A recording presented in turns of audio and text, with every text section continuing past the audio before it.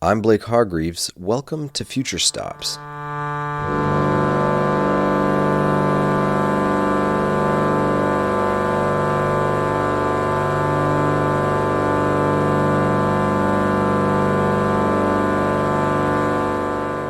You're hearing a piece of music titled Chords for Organ by Swedish composer Ellen Arkbro. The meticulous tones and precise pitches Arkbro uses are earning her a place among the new avant-garde of composers, with an impressive body of work for an artist barely in their 30s. Today on Future Stops, we sit down with this up-and-coming composer and discuss her creative approach to the organ and her abundant musical creativity, a force that was present in her life from a very young age. The very first impulse to compose music was very early on. I was listening to a lot of music that my dad played for me when I was younger, like lots of 80s, like British pop music from the 80s. I was also, singing in choirs and from a very early age, I was in inside music. And then I remember sitting by the piano and writing. I took piano lessons and was writing these little pieces. It was probably 8 or 9. I don't know. And then I started this girl band with my all my best friends, and we started rehearsing in the basement of the church where I grew up in Stockholm. And I don't really know how I did it, but I was like instructing the other girls how to play their instruments, although I had no idea. But I was like showing the drummer what to play and the keyboard player and the bass player, guitar player, and so I was already then an arranger in that way. But yeah, it was very important and formative uh, experience for me. That's when I think I developed this sense of my own creativity being important. And how old are you when this begins? I was probably 10 years old. So it was from when I was 10 to I think we stopped playing together when I was yeah, when we were 15. Any recordings out there of this project? There are recordings. Well, they're hidden in my drawer, but but they exist. I think we did a couple of like proper studio visits where we had, yeah, real recordings of the songs. And so the breakup this band, I guess when you're 15 or 16, is sort of around the time that you begin to study. Where did you choose to study and what did you choose to study? Then I started studying jazz music.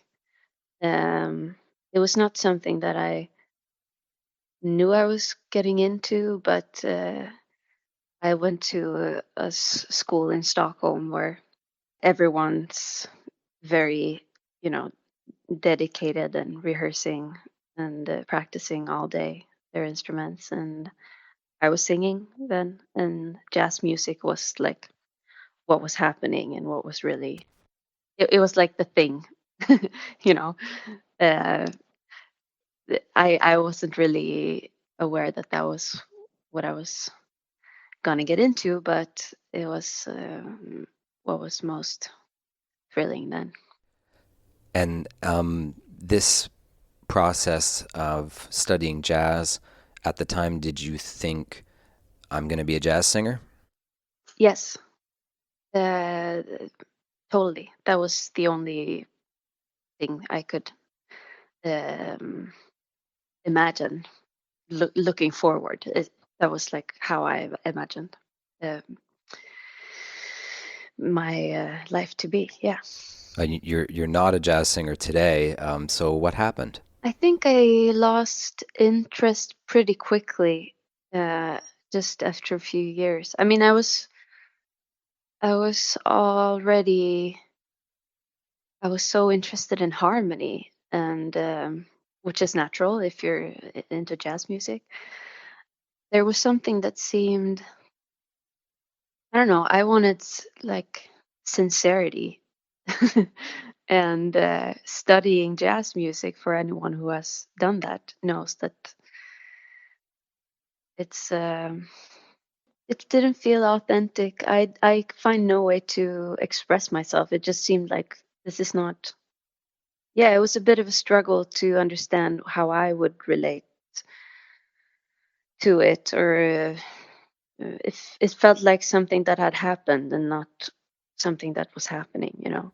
And so you must have searched for authenticity at that time, and maybe you found it in a different style of music. Yeah, yeah, and I did. I think I stopped playing music for a year or so, and I was depressed. I mean, I went into a depression and didn't really know how to, yeah, how to be creative or where my place was, you know. I was a bit lost. And then I started experimenting with, I had all these guitar pedals. I started singing through them and being more creative with sound in ways that I hadn't before.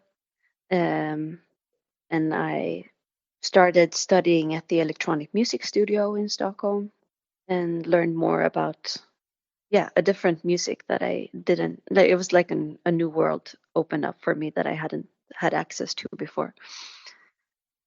It became that I more and more um, was making electronic music, like with working with synthesizers, and started working in this program called Super Collider, where I started making generative synthetic music, and then from that, starting writing for instruments again. The exploratory nature of Arkbro's musical consciousness expands greatly after moving to New York City. It is there her searching spirit of curiosity comes into contact with an influence that will profoundly shape her life and music in the coming years. Yeah, I was getting more and more interested in tuning and intonation, and studying the theory behind it, and understanding it from that point of view, because I had already been, you know, uh, interested in it just on a, you know, by ear. But now I was curious to learn more about it, and then getting into this more minimalist style of making music and listening to sustained chords and experience spatiality through sound and all that. And I was introduced to Lamont Young, my partner, Marcus. Yeah, he had always had that tendency to, you know, seek out the people who inspired him the most. So he did with Lamont Young, and he went to New York to study with him, and I went with him eventually. And we lived there together in the dream house and studied with Lamont and Marianne and Jung Hee. And that was, of course, an an life changing experience, um, especially just seeing how they relate to their work, um, how dedicated they were, and how, I mean, they lived their work and they lived for thinking about it and trying to understand it. And I think I adapted parts of that way of breathing your work in everyday life and in how you spend your days. And How would you describe Lamont Young's contribution to music? I mean, just maybe in general, in terms of the form of the pieces and what makes them unique. mm, yeah, so I mean, especially with his piece, The Well-Tuned Piano, that was, I mean, for many, an important piece. His way of working with tuning and extended durations and form, and um, This is a piece for solo piano that's like more than 5 hours long, and I guess the piano is tuned to a different tuning system. So there are some parts where the music sounds incredibly in tune, sort of exaggeratedly in tune, and then other parts where it sounds out of tune and strange. Mm, mm. I guess you could say that. Yeah, it's a septimal tuning, um, septimal just intonation tuning, and Lamont's style is to exclude the fifth harmonic. So he uses fifths and sevenths to um, build his world of intervals, which is a very unique sound. And if you hear it and you absorb yourself in it, you will recognize it. It has a very special quality. Well, it seems like a really dramatic shift from studying jazz in Sweden. Yeah, I guess, I mean, in a sense. But, Lamont Young was also a jazz musician, a jazz saxophonist early on. And that was something we talked a lot about jazz music while I was there. And I think you can hear that. I mean, you can hear that in his music as well, that the, the jazz and blues influences. Definitely. The way he phrases and the way he works with harmony and the way yeah, I mean, the heavy expression. As these new influences are percolating under the surface, Arkbro finds herself drawn to new instrumentation for reasons that, like so much of her journey, aren't initially clear, but reveal themselves in time. I had been working with the electric guitar, and I had been writing a series of pieces for the electric guitar with synthesis. And they were very much focused on harmony, tuned harmony, kind of yeah, slow harmonic progressions. Um, I would say a bit harsh in sound, like a very spatial experience in that sense. And somehow through those pieces, I felt like I was struggling a bit with the guitar because it was like I wanted a different instrument, and I got the idea that I wanted to work with an organ. It felt like that was just the direction, like sonically, the direction I was getting into. I don't know. I remember that from these guitar pieces, I thought, no, I need to work with an organ.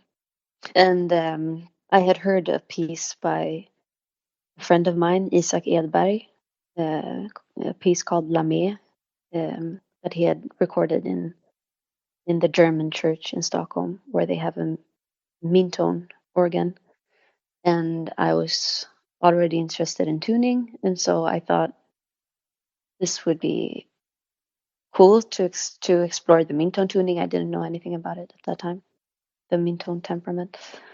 Um, and I don't really know how I got the idea to incorporate the brass trio, but I was very determined that it would be a brass trio and this organ. I think it came from, I mean, learning about the mean tone temperament and studying it and realizing what I would get from it, tuning wise, and what I didn't get, because the mean tone tuning, without getting into the theory too much, has very pure thirds, um, but not pure fifths. So the fifths would beat a little bit, and instead you would get the very in tune thirds. So it's like a compromise. And I think I brought in the brass trio because I wanted to have this very, very stable fifths. So it was a way of like extending the organ in that way and making it, you know, at least the possibility of it being completely in tune.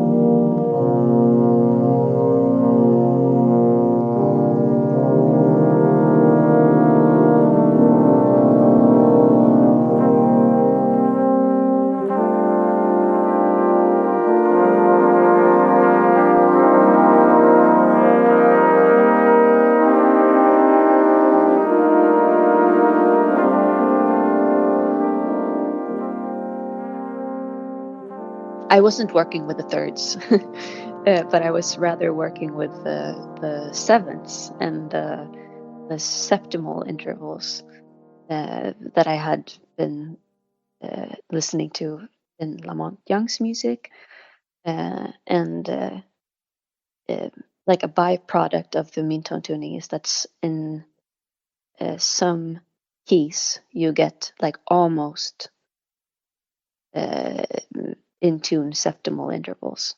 They're not, I mean, they vary on different organs and on different mean tone temperaments, but the septimal intervals has such a characteristic sound of like a very low and heavy, like a bluesy sound, and that characteristic is really there.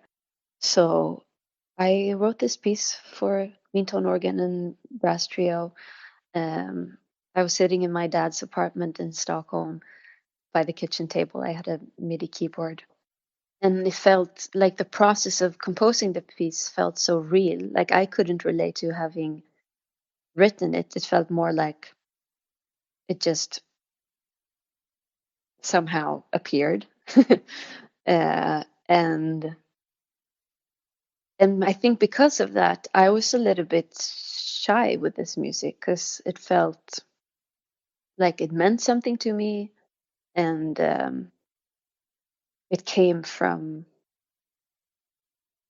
something pure. I don't know. So I mean, because I had that experience, I basically just I had the recordings and I just put them in a folder on my computer and I didn't listen to them. I didn't think it would turn into anything.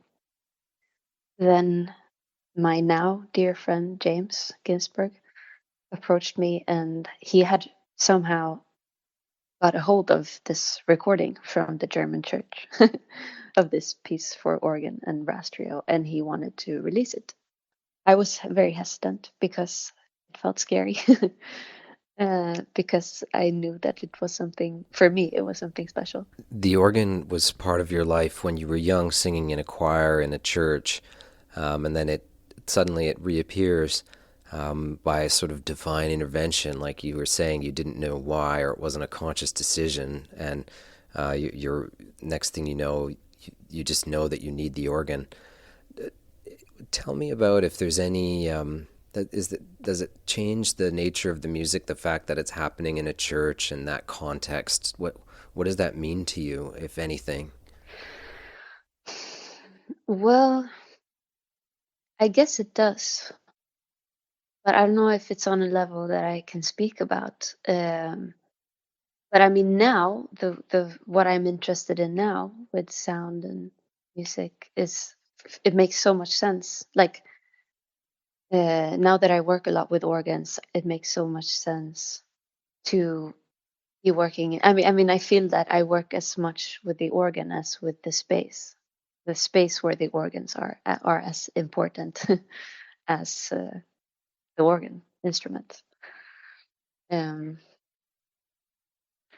I mean, from one point of view, it's just like the spatiality of sound that I've come to be very interested in.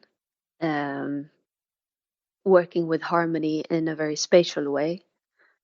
So working with sustained uh, harmony and with intervals that create um, like a dense texture in space, and for a listener and for myself to explore that texture as being, you know, it's like space and harmony becomes one thing. So it's impossible to distinguish, the two. It's just like moving in space is moving in harmony, and it becomes like a choreography for the listener and a way for the listener to compose their experience. But then, I mean, on another level, that experience is a very uh, poetic one, is probably the word I would use. I mean, I'm of course interested in that meditative experience, or it's I mean, existential in a way, and it makes you be aware of your body and space and time and um, yeah. These levels of awareness are present in listening, and Arkbro discovers they can be heightened with the extension of a traditional instrument, using technology to enhance and contrast its traditional boundaries. I think with the chords record, and especially like the year after, I did so many iterations of that. I guess you can say that organ piece or that idea, exploring that idea with the organ and with synthesis by like extending the organ with synthesis in just intonation and having it be this like very very spatial experience. And I think after a while, I mean, I feel curious to explore that more again, but also felt like I didn't understand what would be the next step, you know, apart from continuing to exploring that, which I want to do. But I think I needed to get back to a more playful, yeah, intuitive, maybe way of being with sound. Okay. Um, and maybe you can tell us how you used synthesis to extend the organ in those concerts. So I would locate the in tune fifths and octaves and seconds on the organ. It could be, I mean, it would differ every time. Sometimes there were a lot of sounds that were perfectly in tune, and sometimes it would be like I would find like four fifths with four different sounds that, oh, these are the ones that we can use. Um, to these uh, intervals that we had found, we would add synthesis.